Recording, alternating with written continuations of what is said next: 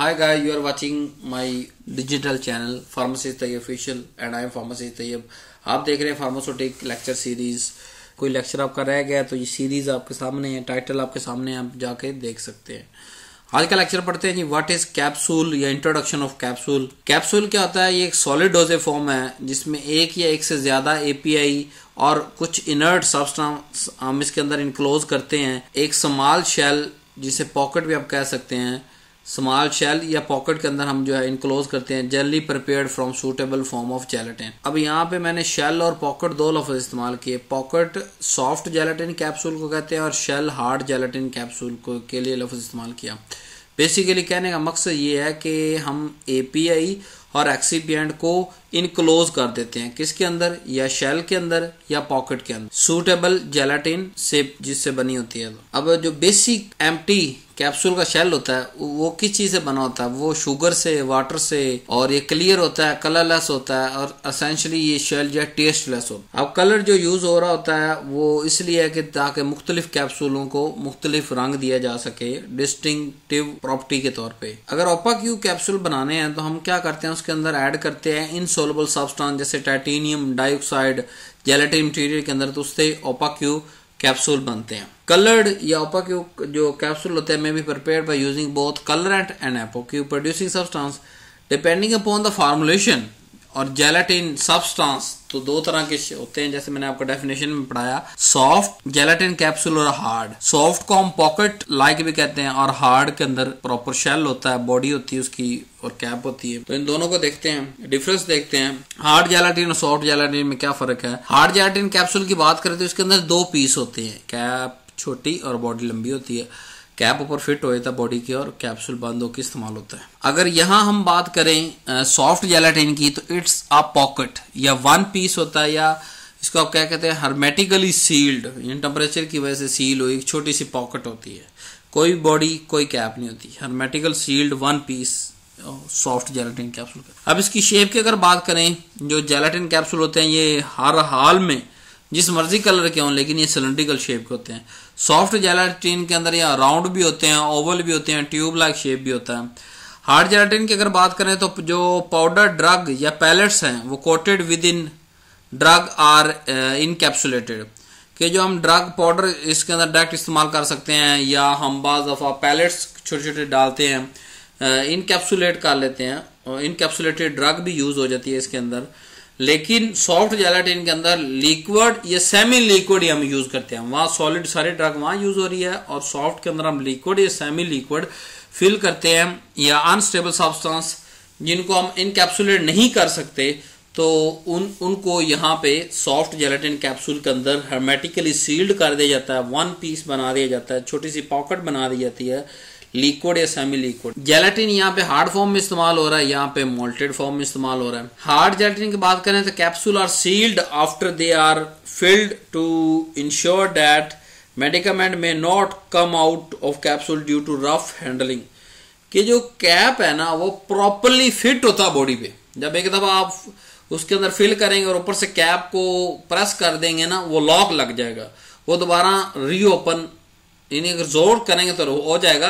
आम जो हैंडलिंग के दौरान रीओपन नहीं होता ड्यूरिंग शिपमेंट या ड्यूरिंग फर्दर हैंडलिंग। लेकिन इधर अगर बात करें तो यहाँ क्योंकि हम फिल करते हैं और सील करते हैं सॉफ्ट जेलेटिन को, तो यहाँ एक ही मशीन के अंदर सारा कुछ हो रहा होता है, तो पॉकेट बन रही होती है और उस पॉकेट को हम बाद में यूज कर लेते हैं। ये लिक्विड यहाँ से जो लीक आउट नहीं हो सकता। हार्ड जेलेटिन के तकरीबन 8 मुख्तलिफ साइजेस हैं और जो सॉफ्ट जेलेटिन का कोई खास स्पेसिफिक साइज नहीं होता, ना ही कोई खास स्पेसिफिक शेप होती है। हार्ड जेलेटिन की शेप भी है सिलेंड्रिकल और 8 डिफरेंट तरह के साइजेस मौजूद हैं। अब ये डिफरेंट जो साइजेस हैं ना वो 000 से शुरू होते हैं, कि पहला साइज होता है 000, फिर 00, फिर 0, फिर 1 2 3 4 5। सो 000 से 5 तक 8 डिफरेंट साइज बनते हैं।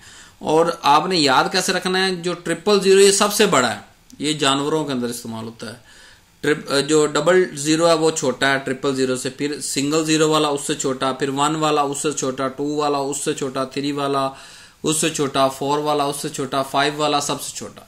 तो 000 सबसे बड़ा साइज है और 5 सबसे छोटा साइज है। अब हम इस हार्ड जेलाटिन और सॉफ्ट जेलाटिन को एक अलग अलग पूरे लेक्चर के अंदर पढ़ेंगे। इसका मैन्युफैक्चरिंग देखेंगे, एक्सिपिएंट और एपीआईज की सूटेबिलिटी, हर चीज हम दोनों की एक अलग नेक्स्ट वीडियोस के अंदर अपलोडेड है। आप हार्ड जेलाटिन और सॉफ्ट जेलाटिन को देख सकते हैं वहां। जेलाटिन क्या होता है, यानी हम कैप्सूल का इंट्रोडक्शन करना है ना इसके अंदर। तो जेलाटिन क्या होता है? जेलाटिन एक हेट्रोजीनियस प्रोडक्ट है जो कि ड्राइव हुआ hydrolytic extraction of animal collagen from the skin, white connective tissue and bone of animal, के जानवरों की हड्डियां, कनेक्टिव टिश्यू और स्किन से हम वाटर की मौजूदगी के अंदर एक्सट्रैक्शन करते हैं। उस हेट्रोजीनियस सब्सटेंस को जेलाटिन कहते हैं। ये कहां से निकलता है?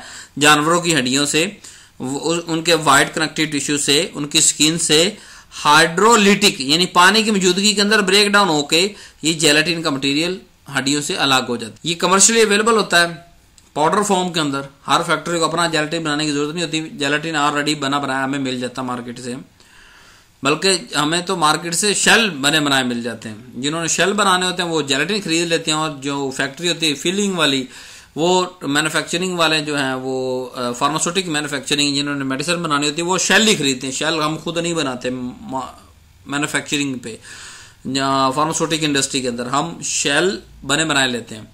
लेकिन जिन्होंने शेल बनाने होते हैं वो फिर जेलाटिन खरीदते हैं और फिर उससे शेल बनाते हैं। अब जेलाटिन भी दो तरह की होती है, टाइप ए, टाइप बी। आए देखते हैं टाइप ए और टाइप बी में क्या फर्क। टाइप ए जो जेलाटिन होती है ये ड्राइव हुई है from acid treated precursor that exhibit an isoelectric point at pH 9। It is manufactured mainly from pork skin. के ये टाइप ए, अब यहाँ याद रखना है आपने, एसर ट्रीटेड यानी कि एसर ट्रीट करके हमने इसको निकाला हुआ, और इसका आइसोइलेक्ट्रिक पॉइंट जो है वो pH 9 है।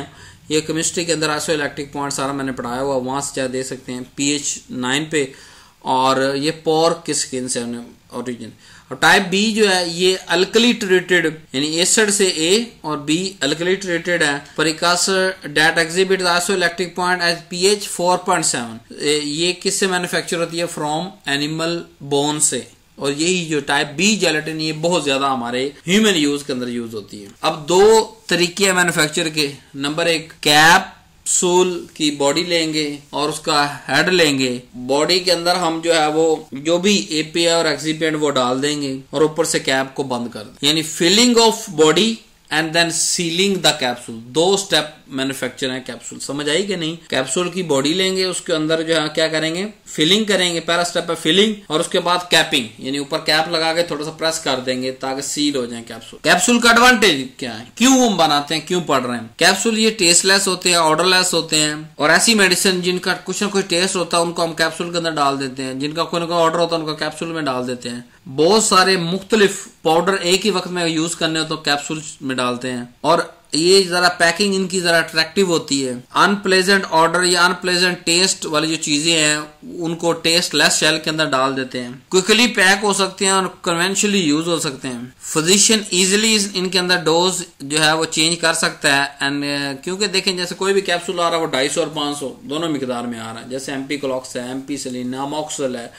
तो क्या करेगा? 250 अगर किसी को चाहिए तो 250 लिख देगा, 500 चाहिए 500 लिख देगा, और जितनी रिक्वायरमेंट है उस हिसाब से हम उसको छोटा बड़ा कैप्सूल लिख सकते हैं। इकोनॉमिकल है कैप्सूल बनाना as compare to tablet. Capsule बनाना सस्ता है, और लंबा चौड़ा बखेरा टैबलेट के अंदर आपने देख लिया अभी कम से कम जो है वो उसके अंदर ड्राई, वेट और जो है वो wet granulation, dry granulation, direct compression, उनके अंदर कुछ ना कुछ करना पड़ता है। यहाँ सिर्फ दो स्टेप है, फिलिंग और सीलिंग, बस फिल किया और प्रेस किया। हार्ड जेलाटिन की सूरत में they are easily to handle and carry. Advantage की बात करें, unique mixing and ingredient are possible. Sealed hard gelatin capsule can be good oxygen barrier, protection from sensitive ingredient, sensitive ingredient से protection होती है। Shell normally break down open in 4 minutes, reduce gastrointestinal irritation, odorless, tasteless, are easy to swallow, oil and fat soluble, nutrient delivery. Hygroscopic drugs are not suitable for filling into hard gelatin capsule because they absorb water present in capsule shell, make shell very brittle and ultimately lead to crumple into the pieces. Hygroscopic जो drug होती हैं जो पानी absorb हो यानी कि जो कर सकती हैं वो उसको हम हार्ड जेलाटिन के अंदर नहीं पैक कर सकते। क्यों? क्योंकि वो शेल में से पानी अब्जॉर्ब कर लेगा और शेल को बुरबुरा बना देगा, और बुरबुरा वो टूट जाएगा shell. So concentrated solution which require previous dilution are unsuitable for capsule. हम मतलब कुछ ऐसी कैप्सूल हमारे पास डोजे फॉर्म आती हैं, ऐसी लिक्विड आते हैं जिनको कंसंट्रेटेड उसको डिल्यूट करके इस्तेमाल करना, वो भी हम हार्ड जेलेटिन में नहीं कर सकते, ना ही सॉफ्ट जेलेटिन में। अब सॉफ्ट में वो पैक है, उसको खोल के हम पतला तो नहीं कर सकते, तो वहाँ कैप्सूल डिसएडवांटेज है उसका। बल्कि मटेरियल होगा ज्यादा, अगर उसमें हो गया तो बड़ा कैप्सूल साइज वो जो है उसको इंगल्फ करने में मसला होगा। Can be susceptible to moisture, ingredient can interact with capsule cell, more difficult to fill, accuracy, capsule or lubricant sensitivity are possible, soft gel content resisted to the tight pH range, they are subject to affect the relative humidity and to microbial contamination। के soft gel जो है वो उसको जो है कि खास pH range में रखना होता है। they are subject to affect the relative humidity and microbial contamination, कि ह्यूमिडिटी से बचा के रखना है, माइक्रोबियल कंटामिनेशन से बचा के हमने रखना है। और कुछ पीपल इसको जो है स्वेल नहीं कर सकते, इसलिए ये उनके लिए हार्मफुल है। अब अगर कैप्सूल को एवेल्युएट करना तो इसमें वेट वेरिएशन हम चेक करते हैं कि किसी में ज्यादा किसी में कम ना हो, कंटेंट यूनिफॉर्मिटी चेक करते हैं, डिसोल्यूशन टेस्ट करते हैं कि ये ड्रग को छोड़ भी रहा है नहीं छोड़ रहा, डिसइंटीग्रेशन टेस्ट करते हैं। तो ये 4 मेन टेस्ट है हमारे पास कैप्सूल के। वेट वेरिएशन के अंदर क्या हम 20 कैप्सूल ले लेते हैं और हर किसी का अलग अलग वेट करते हैं, स्टैंडर्ड एविएशन निकालते हैं मीन वेट का, और उसके बाद